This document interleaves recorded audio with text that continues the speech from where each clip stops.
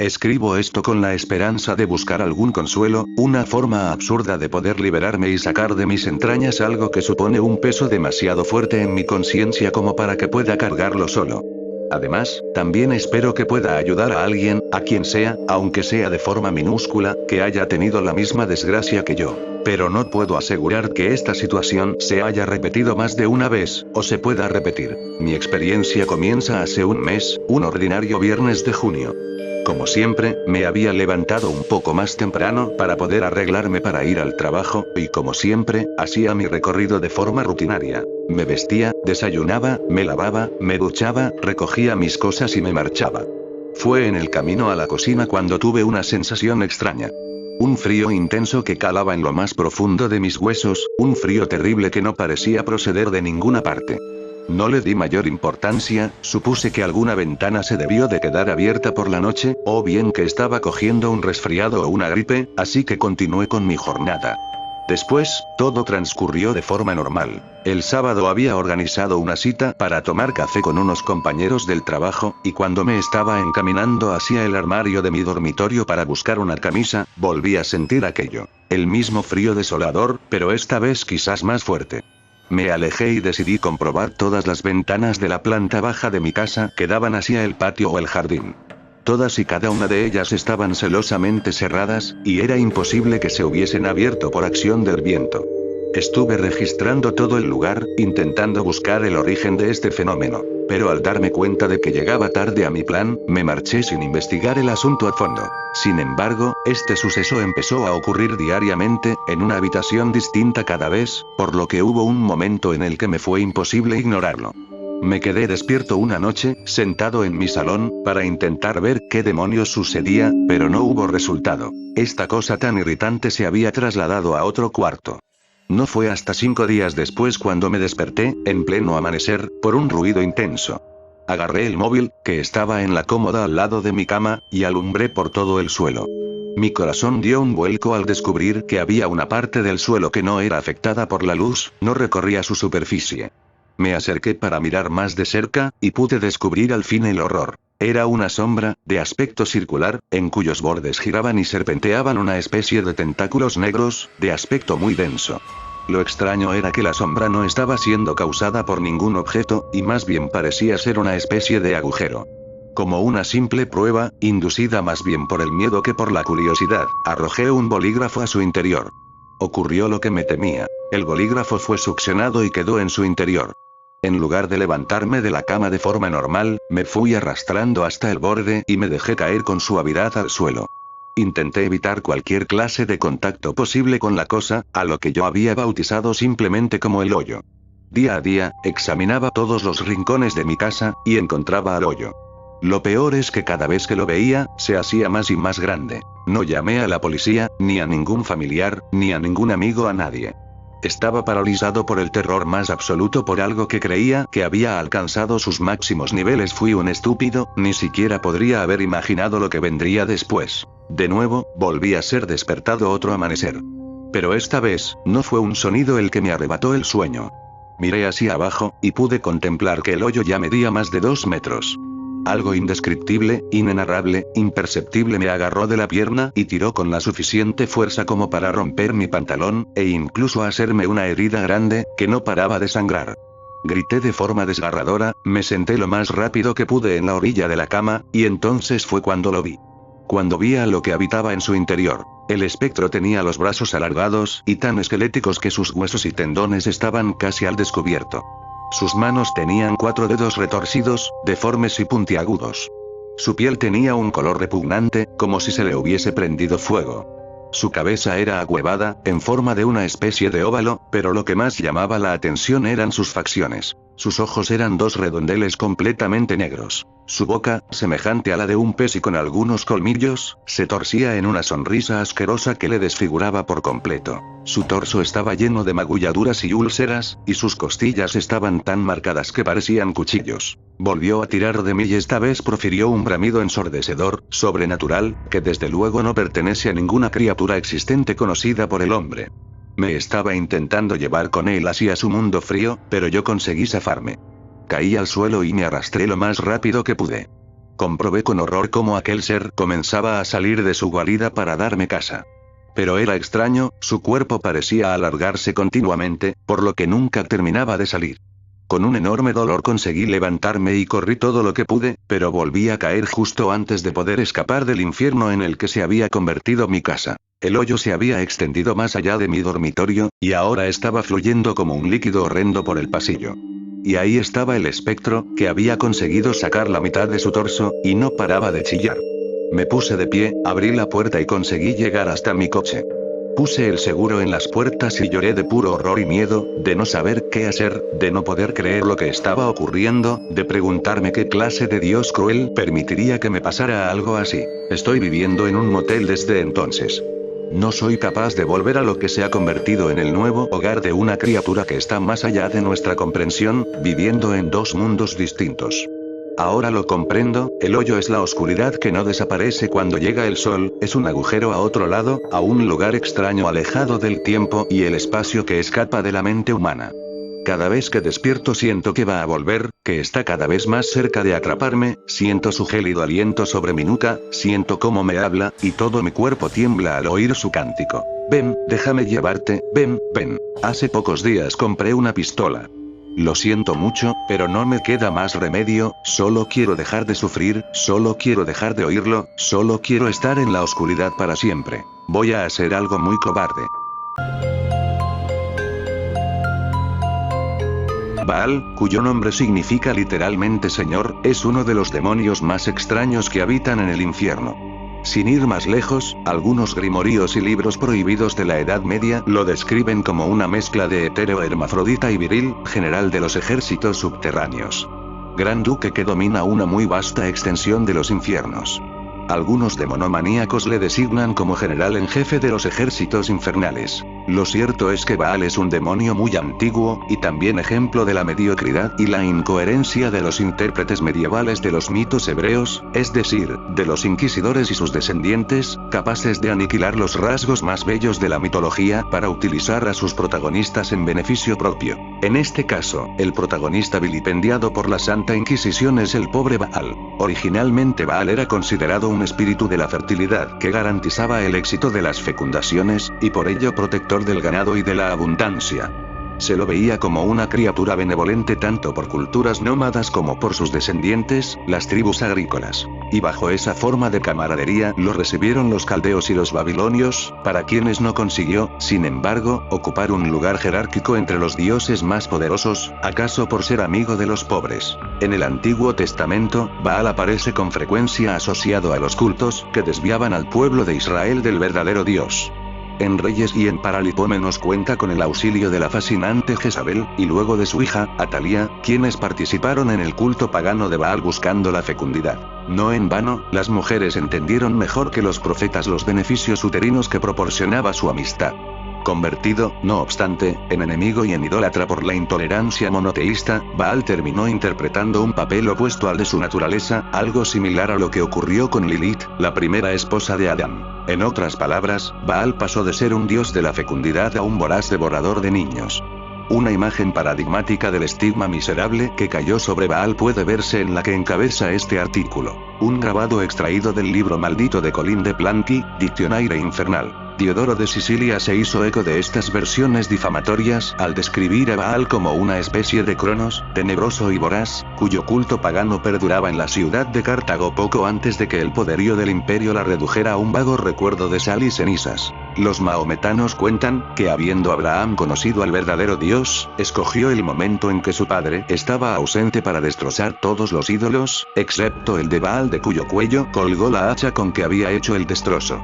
Al regresar su padre le dijo que los ídolos habían reñido por la posesión de una ofrenda de trigo, y que como Baal era el más grueso, había exterminado a los demás. Este era el motivo, añaden algunos doctores, porque Nemrod quiso quemar a Abraham.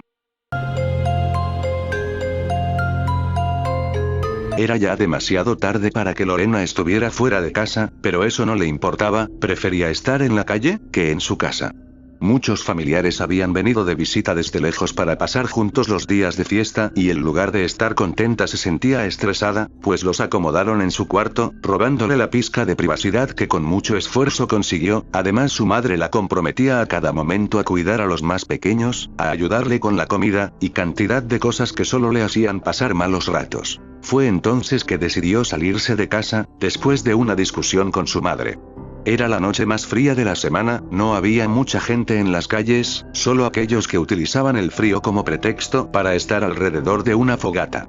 Ella caminaba sin rumbo, a pesar de vivir en esa zona casi toda su vida, no conocía a nadie, era demasiado introvertida. Las horas pasaron y Lorena no se detenía, caminaba y caminaba sin dirección, adentrándose por calles y callejones desconocidos, sin ninguna emoción. Probablemente muchas chicas de 13 años, como ella, habrían sentido miedo de caminar por callejones oscuros y solitarios, siendo acompañada tan solo por el aullido de los perros en el fondo. Rondaban las 2 de la mañana, el frío le había endurecido los dedos, sentía calambres en las piernas, y la gruesa chamarra que llevaba encima no le era suficiente, era como si estuviera rodeada de hielo.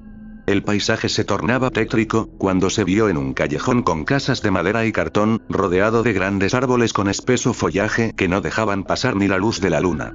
No se podía ver ni un alma, en ese lugar ni siquiera los perros caminaban por las calles, parecía ser un lugar completamente abandonado, así que la chica esperaba salir pronto apresurando el paso. Su apresurada caminata, después fue carrera, pero parecía que entre más corría, más largo se volvía el callejón, las hojas de los árboles sonaban como si un fuerte viento las alborotara, pero en realidad no soplaba.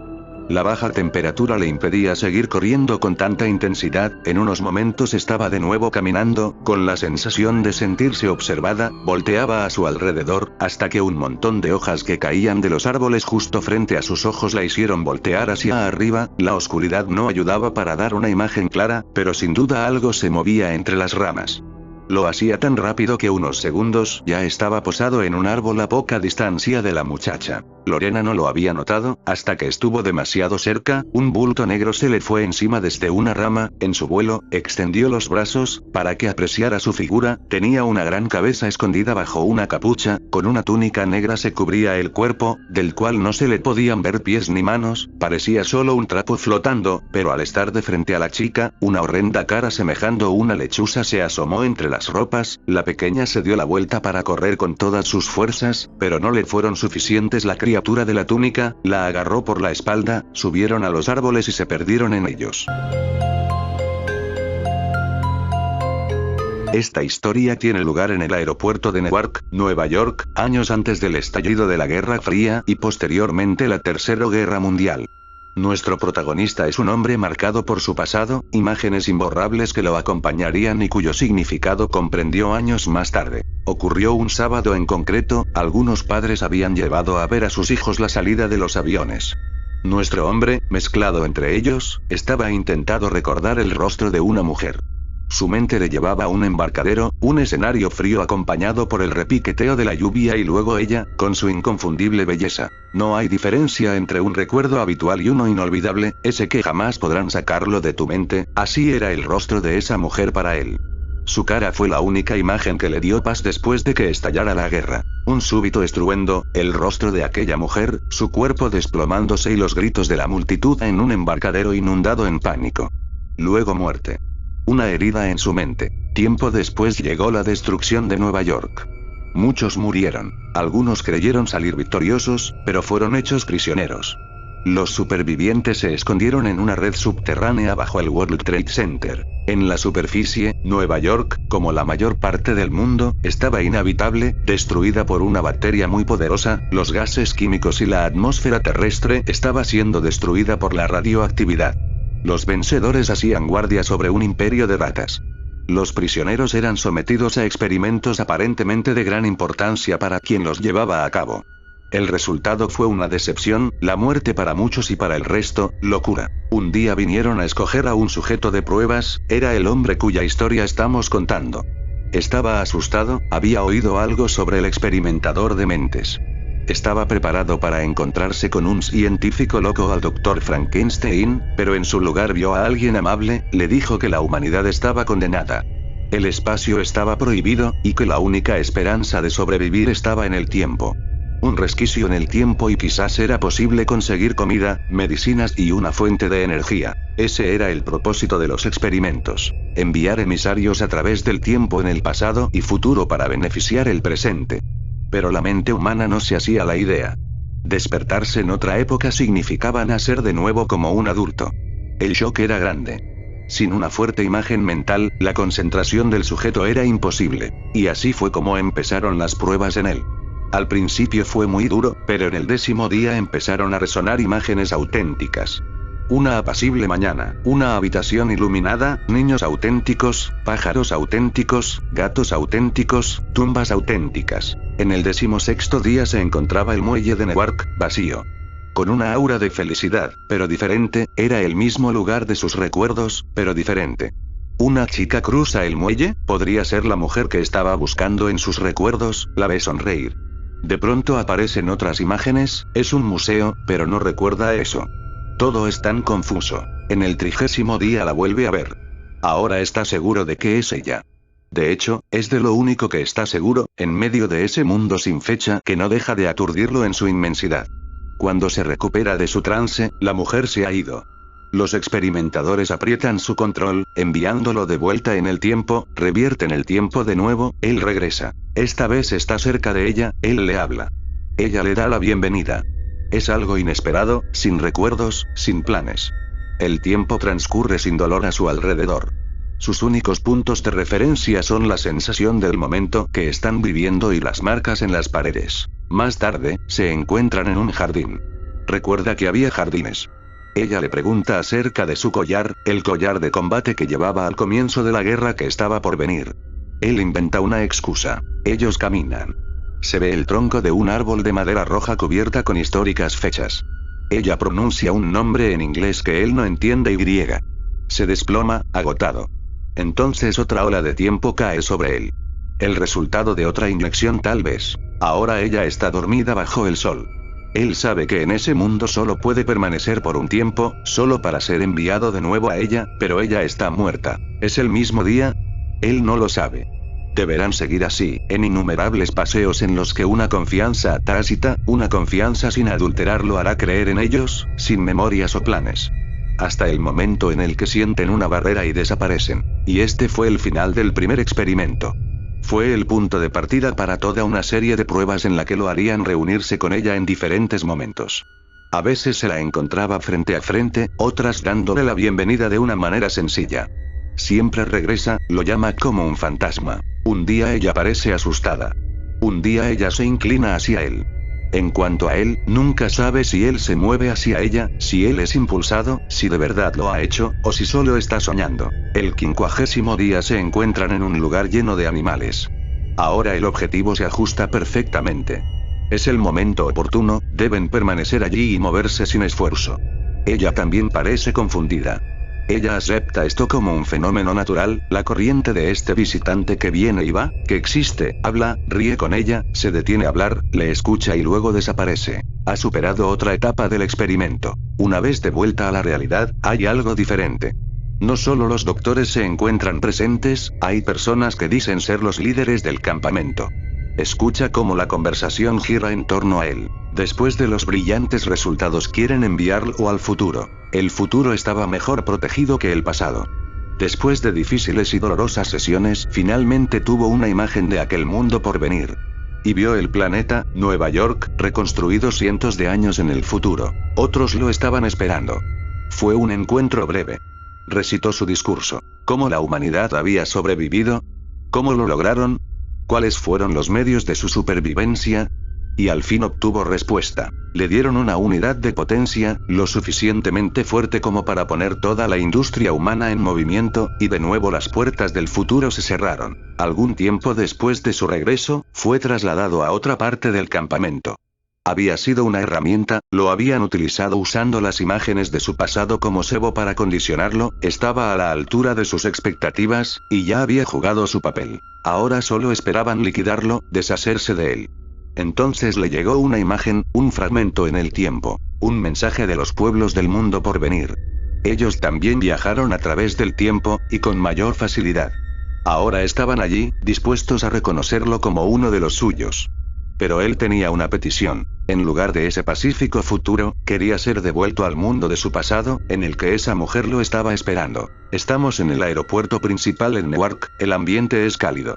Es sábado por la tarde, debe ir a casa, aunque de manera confusa siente que debe permanecer allí también, viendo los aviones. Entonces la ve, con su inconfundible belleza, corre hacia ella.